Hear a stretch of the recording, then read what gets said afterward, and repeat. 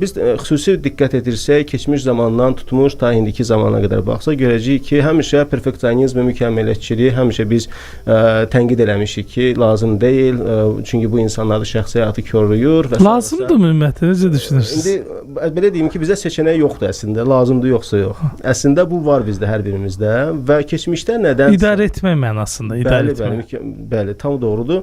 Əvvəl, misal üçün deyirlər ki, mənəvi mövzularda mükəmməliyətçi olmaq müsbət qarşılanırdı.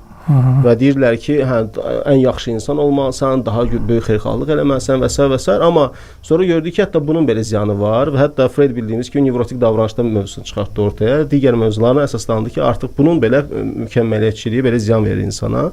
Və peşəkar fəaliyyətdə isə mükəmməliyətçi davrananda bilirsiniz ki, insanda o tükənmişlik sindromuna gətirib çıxardır. Yəni, neynəsək də eləsək də, amma bizdə bu mükəmməliyətçilik məsələsi bizdə bayağı bir mənfi izlər qoya bilir. Amma biz bunu mütləq şəkildə idarə etməliyik, çünki bunsuz belə olmaz.